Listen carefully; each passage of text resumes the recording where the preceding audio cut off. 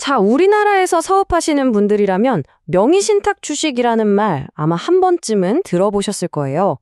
이게 뭐 흔한 관행처럼 여겨지기도 하는데요. 근데 여기에 회사를 그냥 통째로 날려버릴 수 있는 아주 무서운 비밀이 숨어 있다는 사실 알고 계셨나요? 대체 그게 뭘까요? 한번 상상해 보세요. 정말 믿었던 직원이나 친한 친구에게 잠깐 이름만 좀 빌려줘 하고 부탁하는 거요. 이런 사소한 호의가 어떻게 내 회사의 목을 조이는 시한폭탄이 될 수 있는지 오늘 그 무서운 실체를 낱낱이 파헤쳐 보겠습니다. 네, 그럼 모든 문제의 시작으로 한번 돌아가 보죠. 도대체 이 명의신탁 주식이라는 게 뭔지, 그리고 아니 왜 애초에 이런 걸 만드는 건지 그것부터 차근차근 짚어보는 게 순서겠죠? 개념 자체는 아주 간단해요. 실제 주인은 나인데 법적인 서류, 그러니까 주주명부에는 다른 사람 이름이 올라가 있는 상태를 말합니다. 내 건데 이름표만 잠시 다른 사람 걸 붙여놓은 셈이죠. 사실 이게 꽤 오래된 관행이에요. 김영삼 정부 때 금융실명제가 시행되기 전에는요, 이런 차명 거래가 훨씬 더 뭐랄까 자연스러웠죠. 심지어 증권사 계좌 이름이 홍길동이나 도깨비 같은 말도 안 되는 이름인 경우도 허다했다니까요. 아니, 그런데 왜 아직까지도 이렇게 위험천만한 방법을 쓰는 걸까요?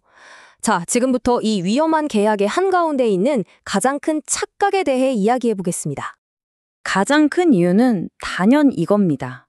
많은 대표님들이 과점주주가 되면 뭔가 큰일이 날 것 같은 그런 막연한 불안감을 갖고 계세요. 보통 주변의 법무사나 다른 분들이 이거 피해야 한다고 조언하는 경우가 많거든요. 이 과점주주에 대한 두려움은 크게 두 가지 세금 문제로 나타납니다. 첫째가 간주취득세, 그리고 둘째가 제2차 납세 의무인데요. 과연 이 두려움의 실체가 있는 건지, 우리가 정말 무서워해야 하는 게 맞는지 하나씩 제대로 한번 까보겠습니다. 이거 진짜 재미있지 않나요?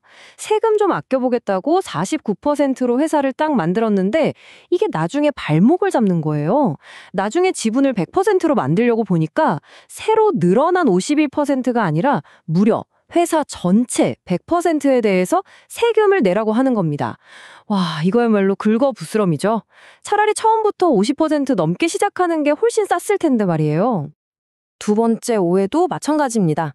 과점주주가 되면 무슨 회사의 모든 빚을 내가 다 짊어져야 하는 것처럼 생각하기 쉬운데요. 전혀 그렇지 않아요. 실제로는 법인세나 부가세 같은 일부 국세에 대해서만, 그것도 내 지분율만큼만 책임을 지는 아주 제한적인 의무일 뿐입니다. 사실 회사 빚에 대한 진짜 책임은 주주가 아니라 대표이사가 지는 거고요. 이 이야기가 이 모든 상황이 얼마나 비합리적으로 돌아가는지를 딱 보여주는 사례예요. 어떤 전략적인 판단이 있었던 게 아니라 그냥 그 지역에 영향력 있는 법무사 한 명이 개인적으로 유한회사를 좋아했다는 이유만으로 그 지역의 유한회사가 엄청나게 많아졌다는 거죠. 과점주주에 대한 공포도 사실 이런 식으로 퍼져나간 겁니다. 자, 이제 이야기의 방향을 완전히 틀어보겠습니다. 과점주주라는 있지도 않은 유령을 피하려다가 우리가 마주하게 되는 진짜 괴물, 바로 명의신탁 주식 자체가 만들어내는 소름 끼치는 현실들을 보여드릴게요. 실제로 있었던 일입니다. 정말 좋은 마음으로 믿으니까 주식을 나눠줬던 직원이 있었어요. 근데 그 직원이 해고되자마자 태도가 싹 바뀐 겁니다. 주주의 권리를 내세워서 회사 회계장부를 다 보여달라고 하고 매년 주주총회 열라고 요구하고 한마디로 회사를 뒤흔드는 가장 강력한 무기가 되어버린 거죠. 이건 정말 상상만 해도 끔찍한데요. 이름을 빌려줬던 사람이 갑자기 세상을 떠나면 그 주식은 법적으로 그 사람의 자녀에게 상속됩니다. 근데 그 아들이 이건 아버지가 물려주신 내 재산인데요? 라고 딱 잡아떼면 그때부터 기나긴 법정 싸움이 시작되는 겁니다. 이게 내 주식이었다는 걸 증명하기가 정말 쉽지 않거든요. 세상에, 이건 정말 충격적이죠.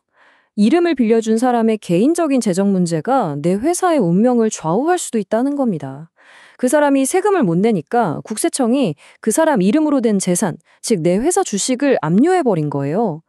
졸지에 내 회사의 주주 명부에 국세청이 떡하니 이름을 올리게 되는 그런 황당한 일이 벌어지는 거죠.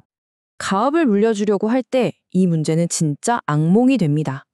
수십 년 전에 주식을 나눠줬던 직원들을 일일이 찾아다녀야 하는데 연락처도 모르고 어디 사는지도 모르고 심지어는 내가 언제 그런 걸 받았냐며 기억조차 못하는 경우가 부지기수예요. 정말 답이 없는 상황이 되는 거죠. 자, 이제 이 꼬여버린 문제를 풀려고 할 때 마지막으로 발목을 잡는 가장 치명적인 장벽, 바로 돈 문제에 대해 알아보겠습니다. 그 이름도 무시무시한 명의신탁 증여 의제라는 세금 폭탄입니다. 이게 뭐냐면요. 세법에서는 명의를 빌려준 그 행위 자체를 그냥 증여라고 봐버리는 거예요. 실제로는 증여가 아닌 걸 알면서도 일종의 벌칙처럼 세금을 때리는 거죠. 이 세금 폭탄이 어떻게 만들어지는지 한번 보세요. 일단 세금 자체는 주식을 넘겨줬던 10년 전 가치로 계산해요. 근데 문제는 그 다음입니다. 그 위에 10년치의 엄청난 납부 불성실 가산세가 눈덩이처럼 불어서 붙는다는 거예요. 결국 배보다 배꼽이 더 커져서 원래 세금의 두세 배가 넘는 돈을 내야 하는 어처구니 없는 상황이 벌어집니다. 뭐 다행히도 형사사건의 공소시효처럼 이 증여 의제 책임도 보통 15년이 지나면 부과할 수 없게 되긴 합니다. 하지만 그 15년 동안 내 회사는 언제 터질지 모르는 폭탄을 계속 안고 가야만 하는 거죠. 그러니까 결론은 이겁니다. 있지도 않은 유령 같은 위험을 피하려고 썼던 꼼수가 오히려 회사를 진짜 파산시킬 수도 있는 수십 가지의 현실적인 악몽을 만들어내버린 거죠. 마지막으로 이 질문을 한번 스스로에게 던져보셨으면 좋겠습니다. 지금 당신의 회사 주주 명부에 적혀 있는 그 이름들, 과연 그 이름 뒤에는 어떤 위험이 숨어 있을까요? 오늘 한 번쯤은 꼭 확인해 보셔야 하지 않을까요?